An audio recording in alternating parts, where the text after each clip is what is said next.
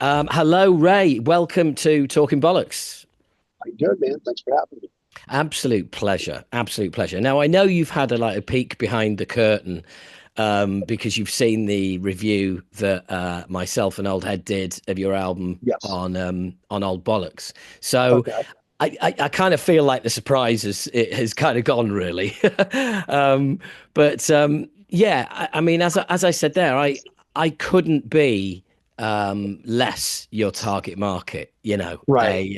A 54-year-old thrash dude who, I mean, do you know what? I hired a Sega Mega Drive right back in the 80s, and I Okay. hired it for a week, and I completed the original, very first Sonic the Hedgehog, Okay. and and then handed the player back at the end, and I was like, yeah, I can't do this gaming thing because it will consume me. Yes. It And does. It does consume. I hadn't got my band off the ground yet, and so it was kind of like, do you know what? It's just, I could just disappear into that world. I remember Right. gaming for 8 hours, and it was like, oh my God, right, where did the day go? Right. So Right. so that was my experience. But I was sent your album by John, and Okay. I thought, oh, this looks interesting. And cards on the table, I honestly Mm. expected it to be shit. Right. I really did. I was like, this just isn't my thing. Right. But the attention to detail in the press release really drew me in. And I was like, look, they're building a world in a fucking press release. This demands to be heard.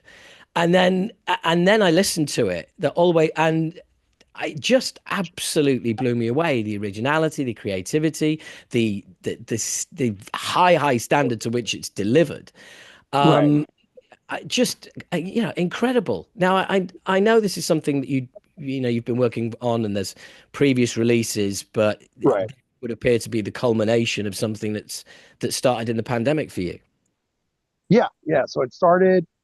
So it's like 2 days into the pandemic. I left music for about 12 or 13 years. I used to play in other bands and um I know the feeling, mate. I left for 20 years to do stand up, and then came back because like there you metal go. Yeah. infects you.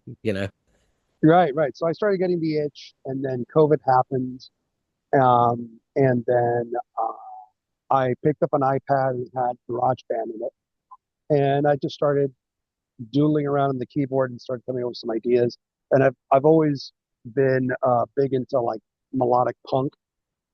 I grew up, I was always a punk rocker. I was more of a punk rocker than I was a metalhead, which is Right. the irony.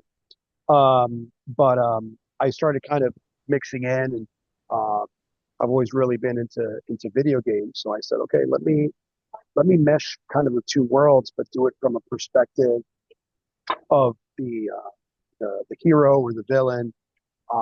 But the added twist is that I wanted something that if people never played the games, like let's say someone like you, Yeah. uh, they can still connect with the lyrics. So there is some sort of humanity Yeah. in the lyrics that you can connect to. Because at the end of the day, video games are stories, and what drives us to like a movie or something is connecting with that story and somehow.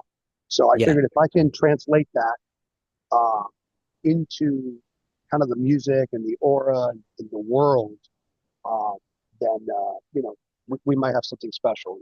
Just kind of took off We from there. 4 albums later. we all have our own personal Castlevania, right? Exactly. Or Yeah. another castle where you're totally in love with someone and they're in another castle. They're with somebody else, Uh, and there's nothing you could do. Metaphor ahoy. You can, yeah, Exactly. let's face it, once you put the song out there, everyone else decides what it's about anyway. Exactly. Exactly. Yeah. So Exactly. it's flown the nest. It was written with Hmm. one, with a certain point of view, but then everybody else owns it, and I love that. Right.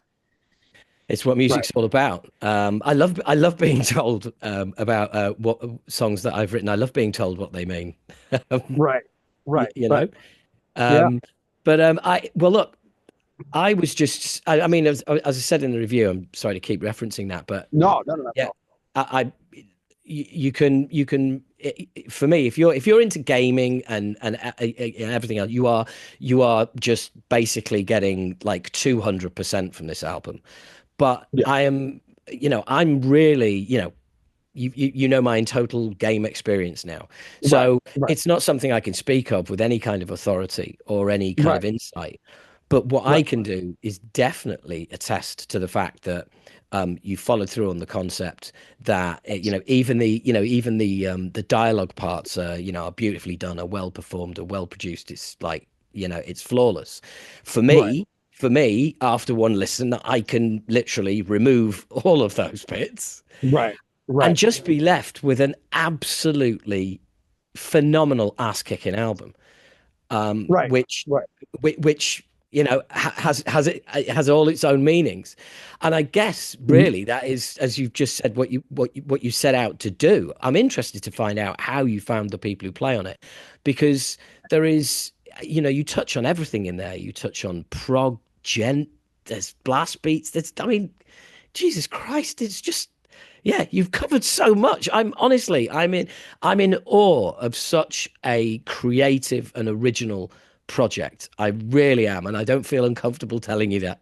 Yeah. Yeah. It really has struck a chord in somebody who has no interest in gaming. Right. Right. Well, to me, so I am a fan of music, so I love all genres of music. Yeah, Um, and I'm not dictated or influenced by one specific genre or what the trend is or anything like that. It's what I look at is if I was writing a soundtrack to this video game and they were going to turn it into a movie or whatever it is, how would that, how can I create a song that complements the world that that game is in? So some songs are going to be a little more punky because they're a little more lighthearted, like Earthworm Jim, where you mix kind of that thrash metal, death yeah. metal, and Who then it kind of guests? really Who guests on Earthworm Jim? Who's no the one guest does. on That's it? all. That's all me. Really great accent, dude. Flawless. Thank you. Again, Thank you. again. Thank you. Thank you.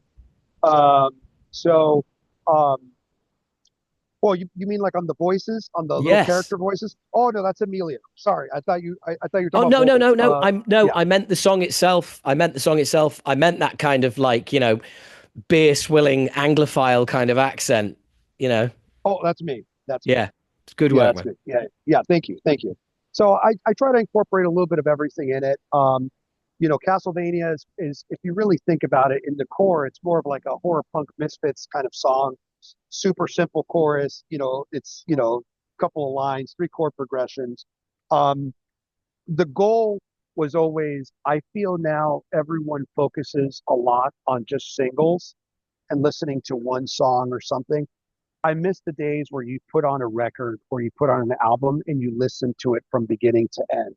Yeah. Um, and that's where I thought the narrations really helped because I wanted people to kind of hear the experience and then they can make a decision for themselves. It's like, so for you, like the narrations were never intended to be listened to over and over again. They were intended to get you to listen through the album and then you decide what songs are your favorite or if you don't like any songs or whatever it is Yeah. and that's the thing and that's really the focus. This album in particular is a little different because it encompasses six new songs, but then it also has six songs that were previously released from our first record Yeah. that I felt could have been different. You always listen to songs, 5 years later and go, man, I should have done that. I should have done Oh that. I should have God, done yeah. that. It was Right. sometimes you're doing that before you've even released the fucking thing. Exactly. But I like releasing stuff. So the first two albums, I released them in a span of 3 months. I wrote the first two albums. I think I wrote it in 2 weeks. So I wrote the Right. two albums in 2 weeks, and then released them about 3 months apart. Wow. So So how yeah. did you manage to get a band together that quickly? So I don't. So the for the longest time, the band just consisted of me and then everybody else. So I'd get people to come in and record the tracks and stuff like that. Right. Now I think this year we finally solidified a lineup, even though I do primarily most of the writing. Um, Now I have Andy, who's come in and he wrote a couple of songs. Like Doom was one of the songs that Andy co-wrote Great with tune. me. Yeah, great tune. And Andy's more of a metalcore, 2000s kind of guy. Yeah. So he adds that element. One Wing Angel is another song that he um, wrote a lot of for it. So he's added more of that death element and stuff like that I normally wouldn't go towards. So he adds those elements. Emilio is he's been with me almost since the beginning. He engineers most of our stuff. He's also he plays for Yngwie Malmsteen, so he's his touring bass player. So he's just phenomenal. I mean, he's great. He does a lot of the backup vocals that you hear in the album, and yeah. So between us three, I wanted to kind of redo some of the original songs that I just kind of wrote myself and add a little bit of their elements or changes in there, and that's what you've been listening to. But some of Right. those songs have already been previously released back in 2000, so Right. almost four Yeah. years ago. Um, So yeah, how was it sort of starting to share those writing duties? Because I mean, personally, I'm just thinking about the fact that it was, it's your baby, you birthed it. right, It was also in the pandemic, and right. I think we all have a strange relationship with things that we did or projects that we started in the pandemic. It's that Hmm. there's a real emotional connection. So how was it when you first had someone else like, bringing songs or kind of modifying something you'd done already?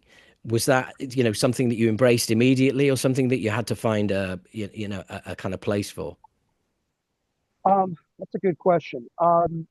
So I still very much produce everything. So anything that's presented or anything, I kind of shift through it.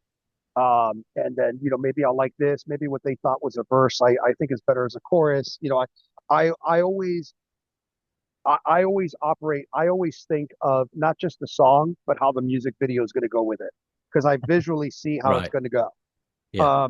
So I'm already like five steps ahead. Um, I think it was a little bit of a fresh air. When Andy came in, I think now he's been with the band for uh, over a year and a half. And it was starting just as a fun collab when we were working on Doom. He wanted to kind of just guest and do something. And we just hit it off very well.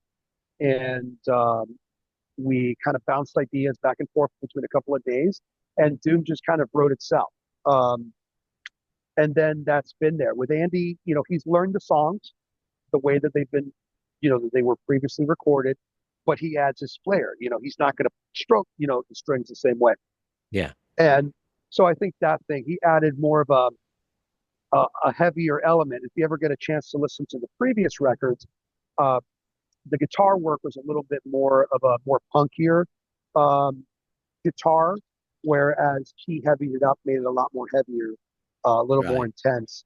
Yeah. Um, so so those are the subtle changes. But yeah, it's been a breath of fresh air.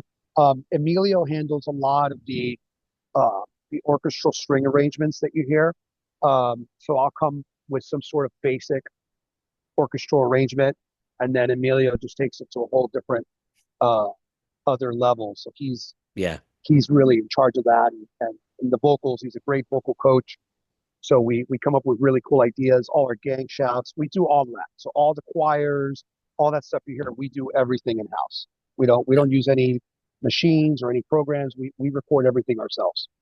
Yeah, well, as a singer myself, I can, you can tell, you can just tell, Hmm. and also the attention to detail, and Correct. the thing is well, it helps with that, it helps bringing that sort of that epic kind of edge to everything. It gives it a cinematic quality almost. Right.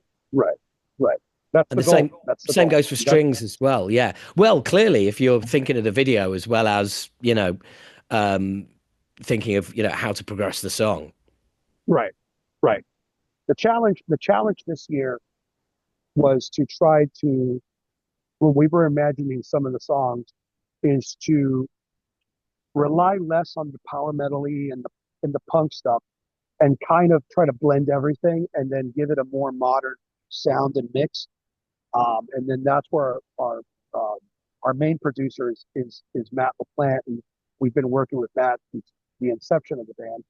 And Matt really wanted the overall sound to be a lot more modern, a lot heavier, uh, as they say, a lot hotter in the mix, and incorporate those elements, but not sound so drowned out. Because I know a lot of times when people do like mixes, you want to hear everything, and I think that that's important, but you also kind of want to create a super over the top epicness, uh, but still keep that crunchy guitars, keep the bass, that deep bass.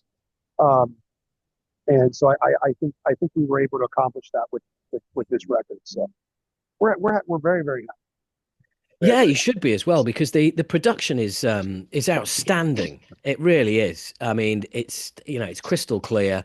Um, it's beautifully produced, but also it's very, very easy to overproduce this kind of project and to happy. Right. lose that kind of that live edge and that and lose the feel to the extent where it starts sounding processed. And I think you've managed to back away from that really nicely. Yeah, yeah. It's important to try to record. That's another a lost art. I think that a lot of people just want to do everything and digitize it or do this or do that. I think there's a lost art and there's a sound. Like you can mix things digitally, but there's nothing like mixing an album, at least in my opinion, in an analog board. You know what I mean?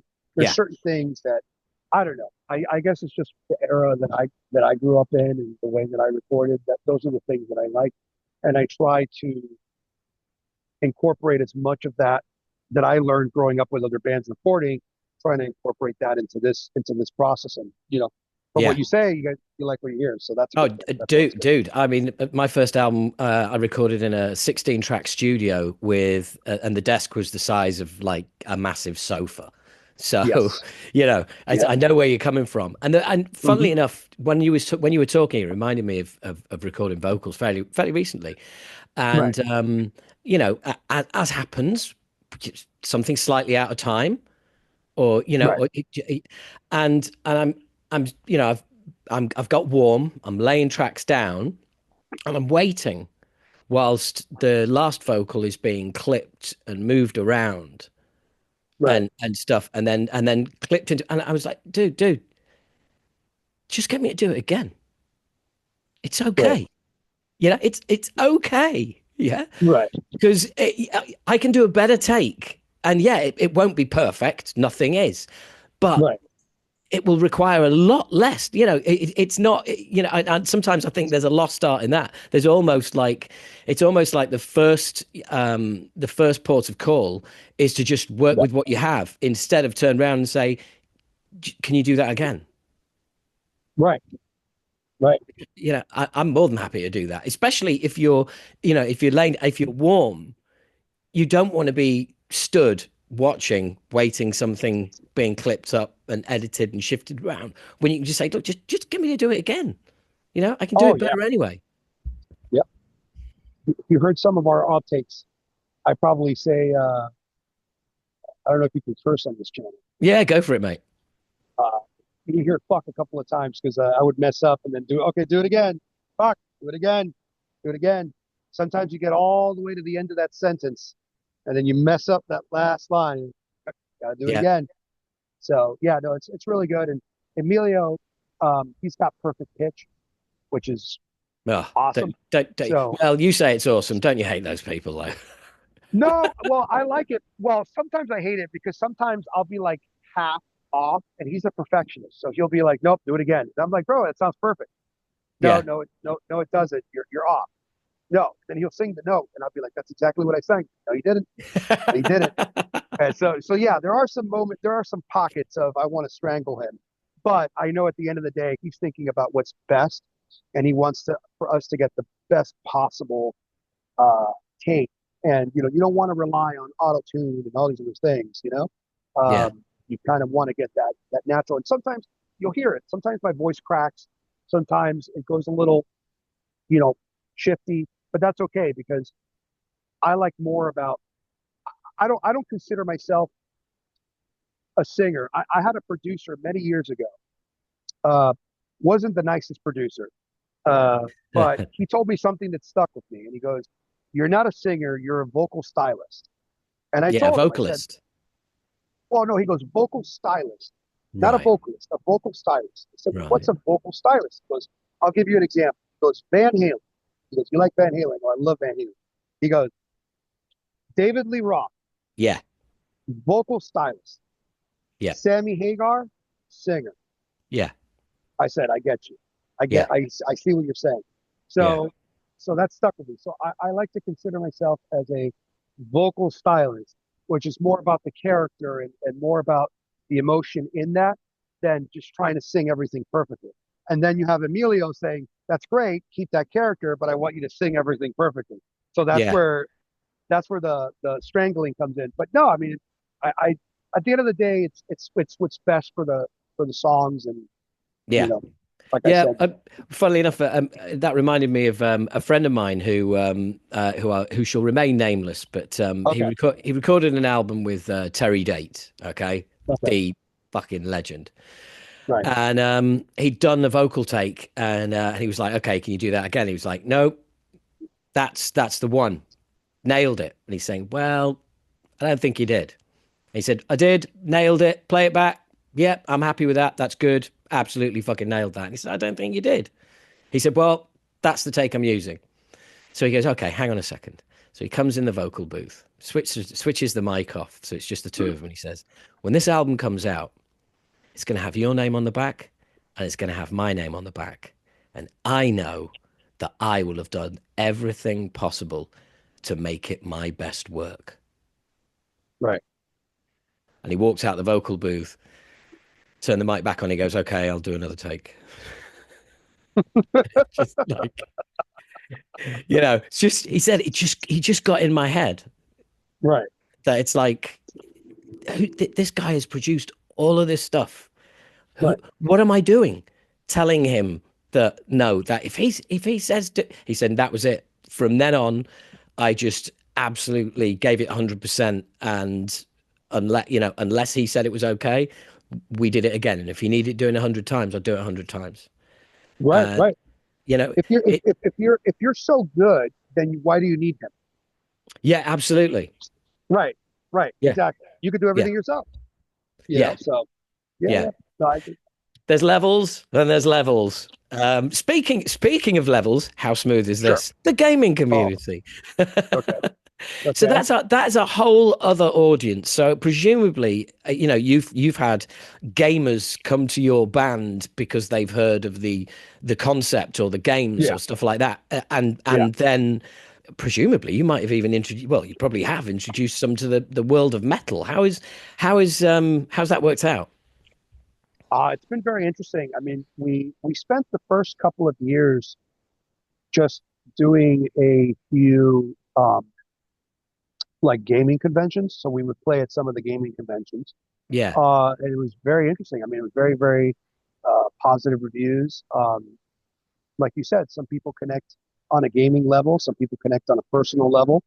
Um, so it's been great. We try to every time we write a new song like the Sonic, we try to kind of contact that community and try to reach out to them and try to let them know about what we do and what we are. And the most important thing is that we always try to let them know that we're not trying to, we like humor, obviously, because we're grown men singing about video games. Like there Yeah, has to yeah. be some sort of humor behind it. But everything that I do is an homage to those games. So when you see one of our videos, it's a one-to-one to that game. So we use all the original sprites from the game. Uh, we put ourselves in the game. We use real levels and stuff from the game. Is there any Uh, copyright issues involved there? maybe with Nintendo, uh, but everybody else has been pretty cool. I mean, Everybody else understands the concept that you're fucking promoting their product. yeah, but they don't see it that way because sometimes, it's. we don't really mess with intellectual property. We what we do is we skim on top of the surface. So like our songs Right, are inspired by the games. So right. there's parody laws here in the states and stuff uh, that we're protected on. But yeah, I mean for the most part we haven't gotten any cease and desist or anything like that. Um, Good. we actually get embraced. I mean when we did Doom, John Romero gave us thumbs up. I mean all the sprites that we use are from John. Oh, that's Um, awesome. yeah, yeah.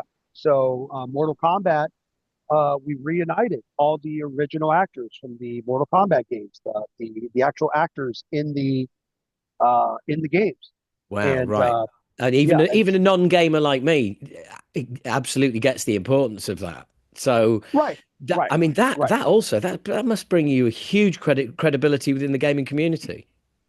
Yeah, because there's bands that do so in the gaming community. I would say about 90% of the bands that are out there in multiple different genres, what they do is they do covers. They'll take songs that have already been written and they'll do their uh, their original take on that, right? And there's some phenomenal bands. I mean, the obviously you have like Power Glove, which they've toured internationally. They've been a big band. They were really, I believe, in my opinion, the first pioneers of that metal meets video games. But they did Saturday morning cartoons and stuff like that. They toured with Power Glove. I mean, they were probably the mecca of that. And then you have Yeah. other bands that are doing it now. Like I have friends in a band called Lame Genie, Knights of the Round. Like those bands, like Knights of the Round focuses on Final Fantasy, for example, and they do only songs from Final Fantasy, but they do it super heavy, um, very technical, and it's great. I wanted to do something different. I wanted to do something perspective driven that's influenced by it, but it's its own original thing. Yeah. Um, and at first, I felt like we weren't really being embraced by that because we're not doing covers, because 90% everybody just wants to hear their favorite songs. So there Yeah. was a little barrier that we needed to break to say, hey guys, it's okay.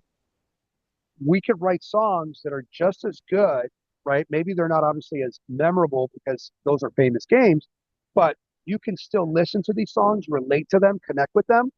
And then that's really when we started building our audience.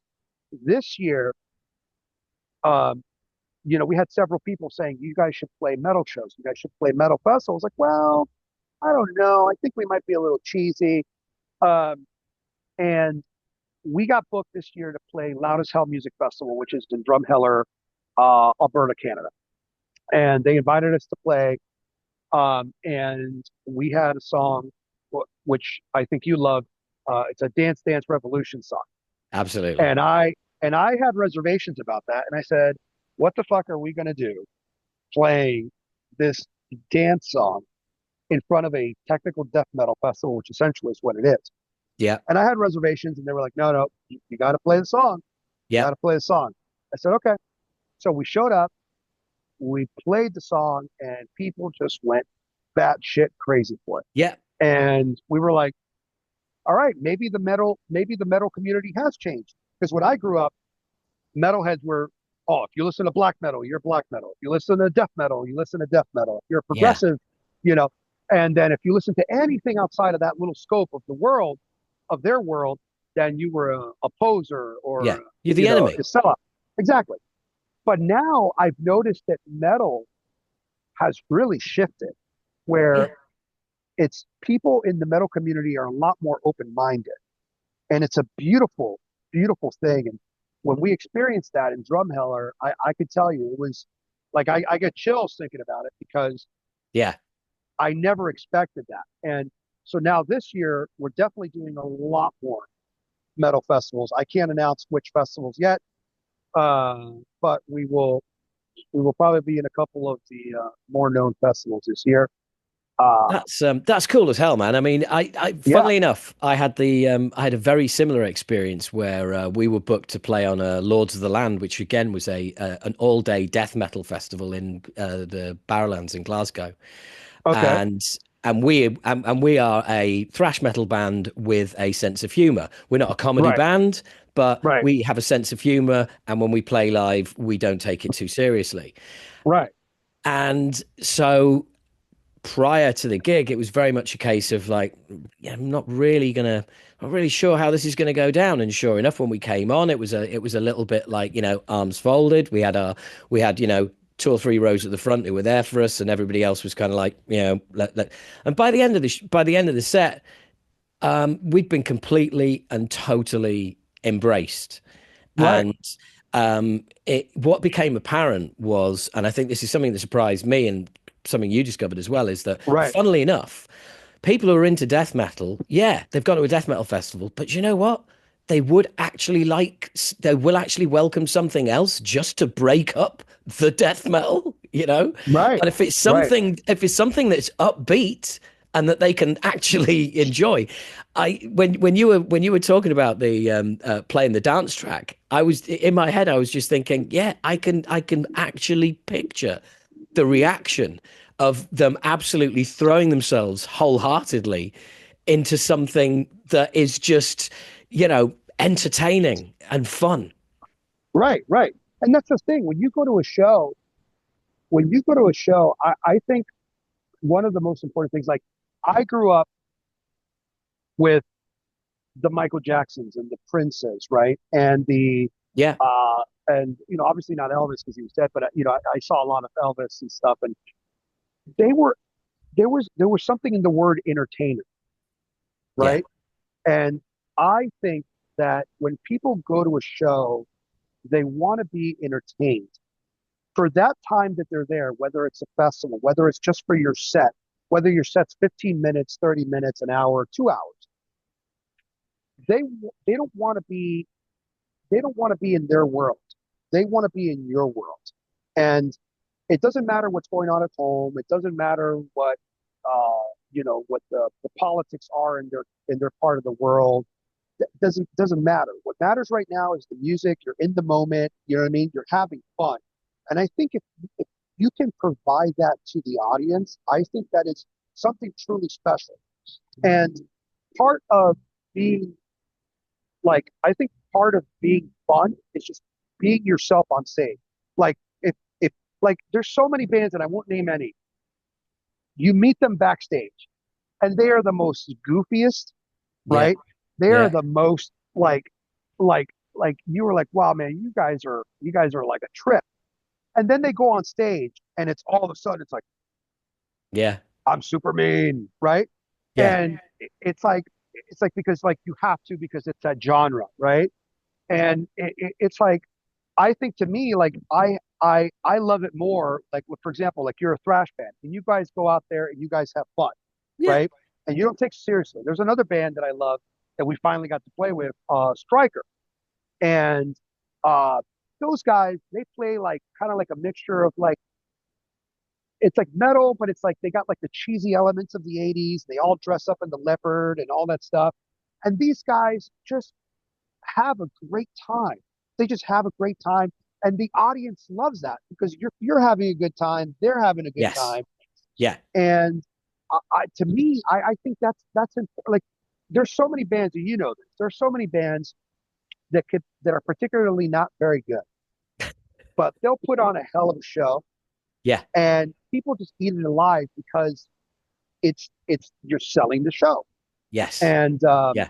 I think that's also a lost art. I think if you're a singer and you go up and you don't want to interact with the audience or you just want to sing the song, okay, that's fine. But to me, if I'm in the audience, I want you to tell me to participate. I want to feel that connection with you. Yeah. And Yeah. so that yeah, that's what I do. I trust me. There's Every time th in my tender age now of 42, uh, I can tell you that every time I leave off stage, I have a few aches and pains because in my mind I'm still 20, oh yeah. and I jump around and throw myself off things that I should. It doesn't change, Uh, mate. It doesn't change. it Believe you and doesn't. me, It I'm doesn't. like 12 years ahead of you, and Okay. I know exactly where you're coming from. It's not going to change. The mindset doesn't change. The aches get worse. The recovery time Agreed. gets longer. But that's all. Yes. Yes. That's I all. think that's why we do. I think that's why we do like shows like 2 weeks apart. just so I have Yeah, just so I yeah, have like 2 weeks to recover and then get back. But no, no, it's great, man. And every all the guys that I have in the band are super energetic. Um, they interact with the audience, they sing along, they're hype yeah, men, which is I think is also important to have. Um, but yeah, man, I think we gotta. I think, at least in my opinion, I think we have something special, and I think so yeah. far people have really embraced it, and we're happy that they have. Well, but for me, I think the two keys to our live show, and by the sounds of it, the same as you. There's two Right, keys, and that is one, um, you don't give a shit. You're there to enjoy it. You're there to right, enjoy being on stage, not to make it look like a fucking chore. right, And B, movement. You bring the energy, you bring the enjoyment, and you bring the movement. If people can stand there and know exactly where you are all the time, they'll talk to each other. right. But if they talk to each, if they're doing this all the time, or like they're watching, five different shows going on because everybody is performing, Hmm. then you get their complete and total engagement. Right, Um, and so if they're just watching this all the time and with a smile on their face, if human beings are so suggestible, right, if every member of the band is smiling and having a good time, people are almost forced to do it as well, whether they like it right, or not. It's very difficult to maintain a grumpy exterior and give a band the finger when they're really fucking happy. right, right, right, right, right, You right, know, it's kind of like it's kind of undeniable. Even the grumpiest of people, have to kind of, suffer the enjoyment. right, right. No, and that's actually a very, very good observation of that. I think that's absolutely right. If you have multiple people moving on stage, you can't. You're focused. Like your focus Yeah, changes, and we live in such a short like it's almost like a short mind kind of thing nowadays, where videos, everything, edits, everything is so shortcut because the only way to keep people's engagement now is to constantly stimulate something different. So yeah, yeah. that's a great. I like that. I'm gonna steal that. I'm gonna steal that. Feel free, man. I mean, the thing Thank you, is, it's thank you. like ultimately between songs, that's kind of like that's a rest for the audience, like it is for the band. And hey, we're off again. And when like you when you leave stage and you've played your set, Right, there's people in the crowd going, "Phew, yeah, wow," it's like that was right, busy. Yeah, that right, kept me busy. I'm kind of tired after watching that, and I didn't even go in the pit. right, It's yeah, and people will stand around and talk about their shared experience of watching the band, which ironically they don't know we're all doing in the dressing rooms. We're all right, having these shared experience conversations. Do you see that guy in that song? Do you see that person? And you see that right. that girl down the front? And yeah, it's I think there's lots of crossovers like that. But yeah, um, some people need forcing into having a good time. Yeah, yeah. I think because it's some people like they come with the expectation that you know like if they don't know who we are, it's like, are these guys gonna suck? We also have the expectation of, well, these guys sound a certain way on the album, but can they really pull it off live? Right. So you'll have those.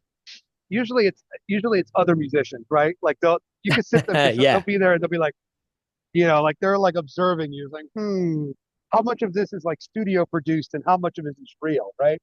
So it's always fun. Like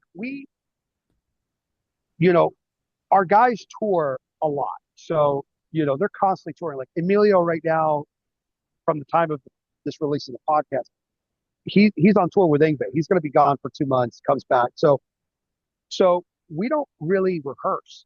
Like we don't rehearse. Like what we do is we might rehearse like the day before the shows or something like yeah, that before we leave. We get together, we know the songs, and we just go, okay, let's just go out there and have fun. Are we going to play them 100% perfectly? Probably not, right? But yeah, that's the fun of it. It's like we're not worried about whether it's an audience. We're not worried about whether we're playing it for 2 people or we're playing for 1,000 people. Our show is always going to be the same because it doesn't matter if one person paid for it or 10,000 people paid for it. Um, you got to give those people the same performance. That's always something that was instilled in me, yeah. and that to me is is the most important thing. I think music nowadays is almost like your marketing tool. Before you used to market. Now your music, you don't make any money off your music, Yeah. but then your music is your selling point, right? Well, And it's your excuse to be able to it's your excuse to be able to show off your new collection for people to buy. exactly. And we still do that. I still release albums and CD. Um, I think that there's still something awesome about owning something physically in your hands, I saw the having it. limited edition box set that you've put together, which you can pre-order now, kids. And Yes, that's yes. really impressive. Yeah, we always sell out. We always sell out of our box sets.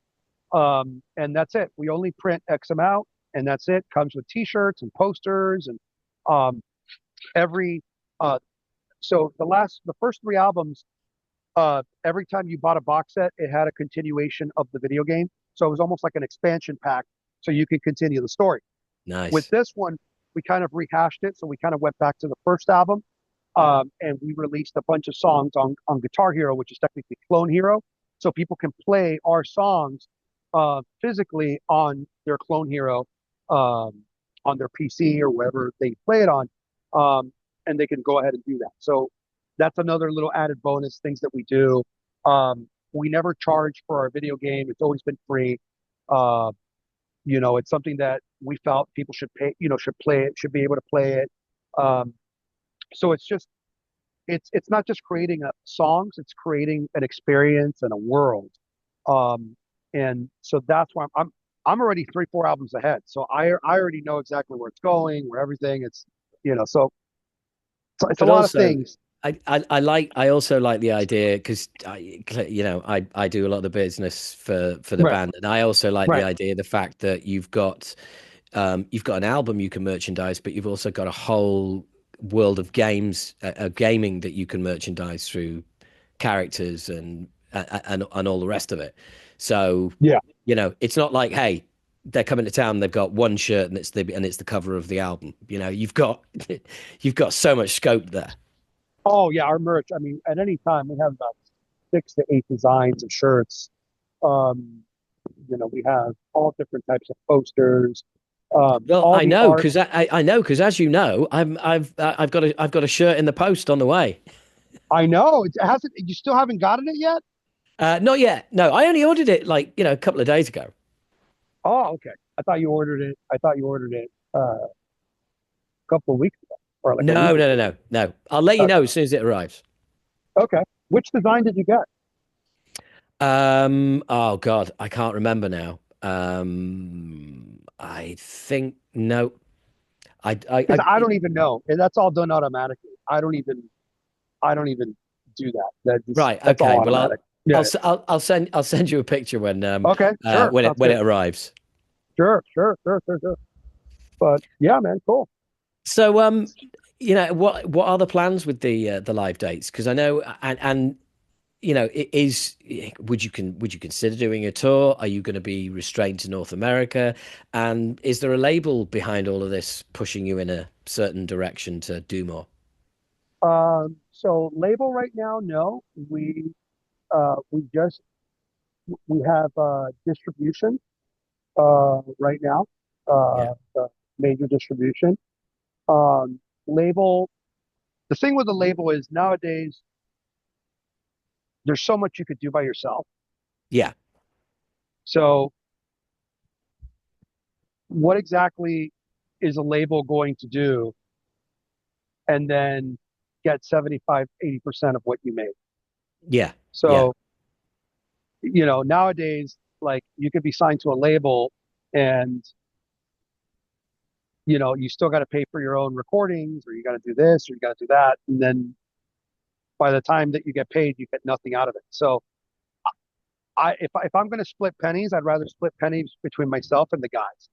That's just the Yeah. way I look at it. Would we like to be on a label one day, like Nuclear Blast or Napalm or something like that? Sure, but right now I'd rather just focus on the music, on the music, building our fan base, building our community, Yeah. doing everything organically as best as we can. Yeah. And then if we get the opportunity one day to do it, then sure. Yeah. As far as touring, We do have a couple of international shows. Uh, nothing is nothing is signed yet, so I can't uh, uh, kind of say it yet because Yeah. sometimes if you say things, they don't happen. Yeah, But totally, totally. yeah, so we are working on some of those. Uh, you know, hopefully we'll be on a cruise. Uh, Oh, and cool. Yeah, that'd be great, right? Oh man, if there was ever a band to go and see on a cruise, it's Super Monster Party, right? I know. That's what we say. So we never know. Maybe a 2025 cruise somewhere. That'd be kind of cool. Um, and yeah, and just focus on that. I already started working on the new album, so Right. I'm already 1 year ahead. So I'm already tracking uh the new stuff. So yeah, so basically we're just gonna really push this album for 2025 and do some shows where we're open to touring. The problem is tours are logistical nightmares sometimes, Yeah. and so I'm sure you guys have done a few. Uh, it's at our age, we're a little older. We got bills and things to pay and stuff Yeah. like that, Yeah, and you can't absolutely. just Yeah. afford to leave. Yeah, yeah, yeah. You can't afford to just leave for 2 or 3 weeks, Yeah. on the road, unless there's some sort of real financial compensation on that. And I think where we're at a band right now, I don't think we're at that level right now where we could Yeah. afford to Yeah. do that. Uh, Absolutely. but but you never know. I mean, we do a lot of fly-ins, so we do a lot of those shows. We'll fly in, and we'll maybe do like 1 or 2 dates, fly back. Um, and so far, I it's guess that's the only difference a label could really make would be to where, would basically be able to, finance a tour. right, That it's at that stage where, because funnily enough, I was thinking about your answer about labels, and I was thinking, do you know what? As much as I love the labels you mentioned, and some you didn't, right, I can't think of what a label would bring to the table right now because I can't think of a label that would know what to do with you. Do you know what I mean? It's a real, it's kind of like, well, if you go to a metal label, you are going to go down this channel, and right, you're going to have these limited editions of your albums, and they will be, you know what I mean? And you will play with right, these bands, which is how it works. It's slightly cookie cutter. right. Whereas if you sign to a major, I mean, are they going to fucking get it? I don't know. Are they going to just try and make you write soundtracks for games, or what are they? And what you really need is you need to find a kindred spirit within the label who goes, guys, I've got you, and you think, yeah, wow, right, they actually do, and that Yeah, yeah, that that is gonna. I think they come to you, they find you, you know. yeah, yeah. I mean, there's bands like Ice Nine Kills that what they do is essentially it's a similar concept. They have a way more modern sound. Um, but what they do is they take original songs inspired by horror movies, and they've been doing it now for a couple of years now, and they've really been blowing up. And just recently, the Terrifier movie came out, and Yes. they did a collab with the Terrifier movie where their music video was about them performing, and the Terrifier clown is in the audience killing everybody. Brilliant. Uh, so I think I think you're right. I think you do need that special A&R guy and a label that says, hey, I get this and I see Yes. what you guys are going. I think Somebody who brings you ideas that you haven't already thought of. You know what I right, mean? When you know your right, project inside out, someone right, comes to you with a good idea and you're like, right, yeah, right, okay, right. And yeah, the financial backing to do it, because I have a lot of great yeah, ideas. I have tons of music video ideas. I'm just like, well, how financially can we get that off the ground? Um, where we're right now we're trying to finalize something for Resident Evil, where we're trying to see if we can reunite all the original actors from the first game, oh, and then cool, put ourselves in the Resident Evil game, right, and then do some sort of spoof of that in the game. So, but that costs money. So yeah, that's why our videos, like that's why we don't release a video every month because we're not shooting something in a, we don't like rent a sound stage and shoot 6 videos of us playing and Yeah. then, put some like we really go all out. So that becomes, taxing. I do have a great team. So for example, one of my best friends, Larry, he's the one that does all our video special effects. So he's like the he's like our hidden sixth member of the band. So a lot of those visuals that you see live in those music videos, when we put ourselves in Mortal Kombat, all that stuff, that's all him. So he's a Right. big, big, big part of the band as well to visually sell everything. Because I think Yes. we are very much a visual band. Like Oh God, you yeah, can yeah, listen to yeah. the music, right? Like the visual is really what kind of encompasses everything. Because you might not like the song, but then you visually see the video, you're like, okay, I get it. I see why they went what they went. So yeah, I think that an A&R or a label can be good. I also am very protective of the world that I created, Yeah. and I just don't want someone to come in that thinks they know what's best Yeah. and then just fuck it up because they'll still have a job and then are, you know what I mean? And then Yeah, we're in yeah, the toilet. absolutely. Yeah. So that's another reason why I've been very hesitant to really reach out to labels. But again, I'm not opposed to it. Like you said, it just has to be someone that is not just going to throw some money our way. It's going to be someone's like, all Yes. right, I think we can get you in magazines. I think we can maybe get Yes. you in a video game or or Yeah. something like that, something to really help us.